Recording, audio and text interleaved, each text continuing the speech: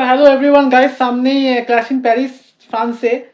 তো clash in Paris in ফ্রান্সে এই মানে পেপার ভিউটি আছে সামনে ডাব্লিউডাব্লিউতে। তো আগামীকাল হতে চলেছে guys clash in Paris in France. তো গাইস কিছু ম্যাচেস আছে এই ক্ল্যাশ ইন প্যারিসে এবং আমি সেই ম্যাচেসগুলো সম্বন্ধে আজকে কথা বলবো। তো আজকে এইগুলো নিয়ে কথা হবে, এই সম্বন্ধে কথা হবে। তো গাইস কি কি ম্যাচেস আছে সেগুলো আমি তোমাদেরকে আজকে রিফিল করবো এবং গাইস মানে এই ম্যাচগুলোর মধ্যে কে কে জিতবে আর কে হারবে সেটাও আজকে গাইস প্রেডিক্ট করবো। তো welcome to Saurabh Studios for Private Limited. So all of you guys, welcome to my Clash and Prize prediction video. So let's get started the video, guys. So let's get started.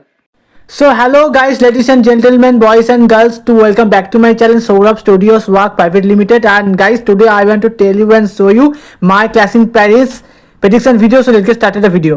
So guys, first of all আমি তোমাদের যে ম্যাচটা সম্পর্কে বলতে চলেছি guys, সেটা হচ্ছে women's ডিভিশনের ম্যাচ। তো হ্যাঁ গাইস, তো এটা হচ্ছে the women's intercontinental champion Becky Lynch versus হ্যাঁ গাইস নিকি বেলা।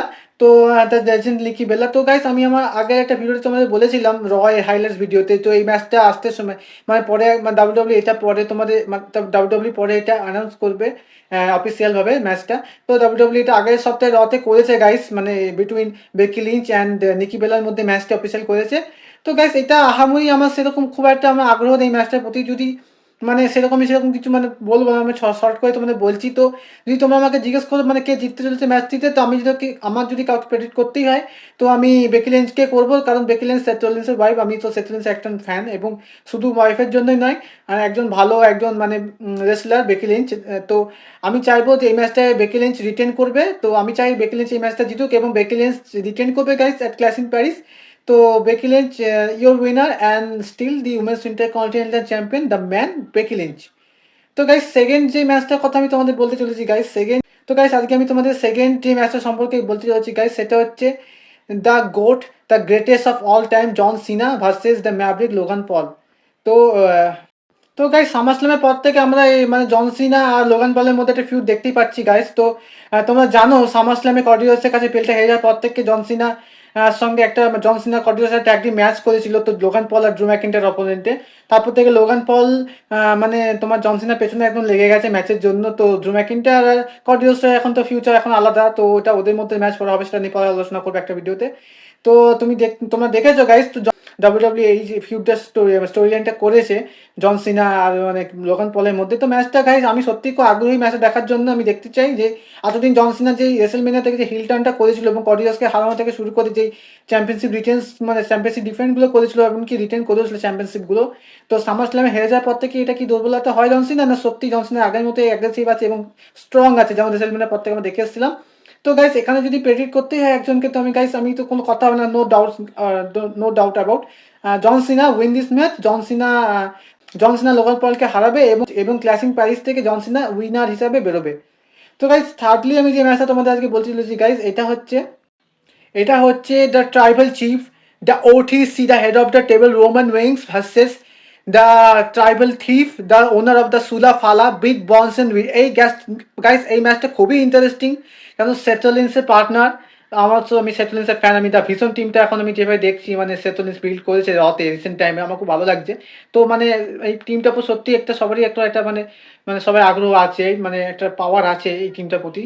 তো গাইস দেখলাম আমরা ইনকে আগের সপ্তাহে রতে তার আগের সপ্তাহে যখন রোমান রিটার্ন করেছিল, তো রোমান ডাইরেক্ট চ্যালেঞ্জ করেছিল বিগ বনসন রিডকে। তো গাইস দেখা যাক, যে আমি সত্যি মানে বলতে পারবো না, 50-50 লাগছে। রোমান রিংসকে তো আমি বলতে পারি না হারতে পারে।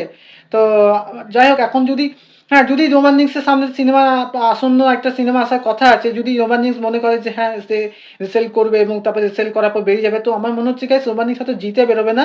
তো আমার মনে হচ্ছে গাইস এবার রোমান রিংসে যদি মানে সিনেমা হয়েই থাকে, তো রোমান রিংস ছুটির জন্য যাবে।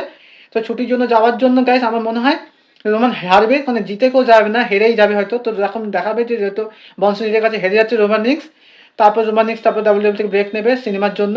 তো গাইস যদি প্রেডিক্ট করতেই হয় আমি সেটলিন্সের টিমের একজন মানে important player Big Bronson Reed, the tribal thief, the owner of the Ula Fala, the Big Bronson Reed your winner.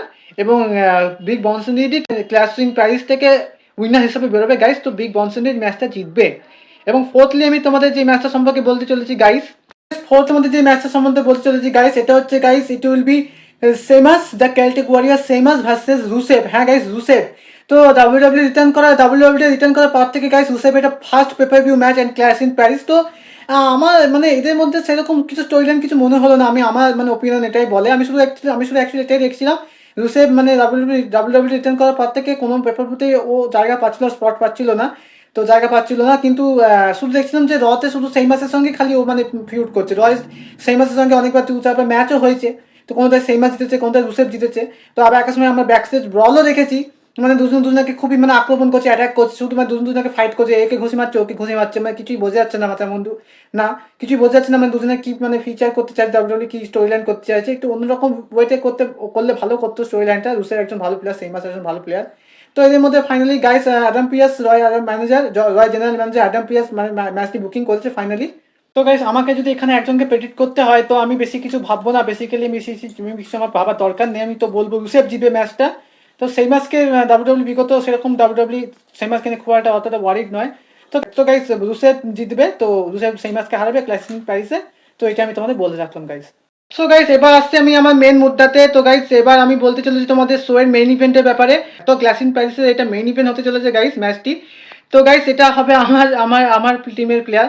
তো guys it will B the visionary, the revolutionary Seth Rollins versus the best in the world CM punk versus LA night versus the main event J Uso. হ্যাঁ guys, তো এটা একটা fatal four এর match হতে চলেছে for the world heavyweight championship guys. তো এটা তুমি দেখেছিলে, তোমরা সব দেখেছিলে, তোমাদেরকে বলেছিলাম যে মানে রতে এটা মানে মানে 2 সপ্তাহ 3 সপ্তাহ আগে ম্যাচ একটা যে রটা হয়েছিল, ওইখানে এটা ফিক্স করেছিল, একদম পিএস ফাইনালাইজ করেছিল ম্যাচটা 4 জনের মধ্যে। তো সেতলিস তো খুব রেগে গেছিল সিএম পাঙ্কের নামটা শুনে, যে সিএম পাঙ্ক সেতলিস এটা বলছিল, কারণ সিএম পাঙ্ক কেন অপরচুনিটি পেলো সে, কারণ সেতলিস সত্যি মানে কোনো অন্যায় না করেই সেতলিস মানে নিজের ক্ষমতা, নিজের দমখমে মানে ক্যাচিং করে জিতেছে বেলটা সিএম পাঙ্কের কাছ থেকে। তো সিএম পাঙ্ককে রিম্যাচ দেওয়া হয়েছে আপাতত এখান থেকে বোঝা যাচ্ছে। তো গাইস এটা সত্যি খুব জটিল মানে বলা যে মানে জিতবে কে, কিন্তু আমি একটা জিনিস জানি যে মানে খুব একটা জটিল না মানে আমি প্রেডিক্ট করা, কারণ এই সময় সেতলিন্স যেইভাবে আমার টপ মুভমেন্টে চলছে, সেতলিন্স এখন যে মুভমেন্ট গিমিক চলছে, পল এমন সঙ্গে আছে, তারপরে তোমার বিগ বনসেন উইড, সুলা ফালা, ট্রাইবেলটি বিগ বনসেন উইড, দ্য ব্রন বেকার, দ্য পাওয়ার হাউস ব্রন বেকার, সবাই যেভাবে সেটের সাপোর্টে আছে, আর যেভাবে এখন স্টোরি লাইন চলছে, আর যেভাবে আমি দেখছি জিনিসটা, সেতলিন্স কোনো মতেই গাইস হারতেই পারে না। সেতলিন্স আশা করি রেসেলমেনিয়া পার হয়ে যাবে, তাও চ্যাম্পিয়ন থাকবে।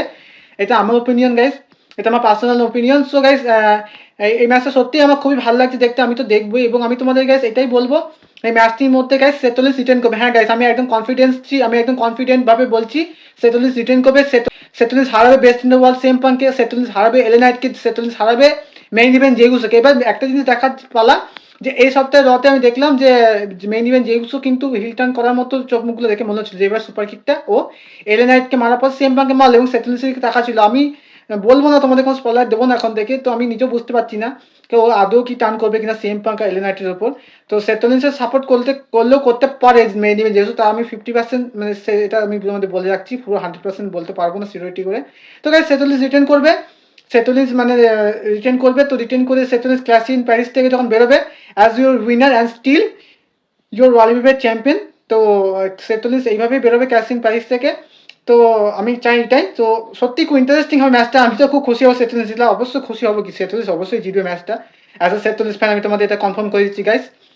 তো আমি এটাই প্রেডিক্ট করার কিছু না, আমি গাইস বলবোই সেতলিন্স জিতছে ম্যাচটা, আর কোনো কথা হবে না। তো গাইস এখন ডাব্লিউডাব্লিউ কন্টেন্ট ভিডিও দেখতে গেলে তোমাদের কি করতে হবে, আমার চ্যানেলটিকে লাইক শেয়ার কমেন্ট এবং সাবস্ক্রাইব করতে হবে। এবং গাইস তোমরা যদি আরো কিছু জানতে চাও ক্লাসিক প্যারিস বা মনে ড্র বা স্ম্যাকডাউন সম্পর্কে, তো তোমরা আমার চ্যানেলটিকে লাইক শেয়ার কমেন্ট করো এবং সাবস্ক্রাইব করো। তো আমি আসবো নেক্সট আরো অনেক ভিডিও নিয়ে, ততক্ষণ এনজয় করো এবং মজা নাও সেতলিন্সের মতো, সেতলিন্স মজা নিচ্ছে এবং আমিও মজা নেবো সেতলিন্সের মতো। তো take care guys, and thank you so much for watching my video, and please subscribe Solar Studios Private Limited. Thank you so much guys.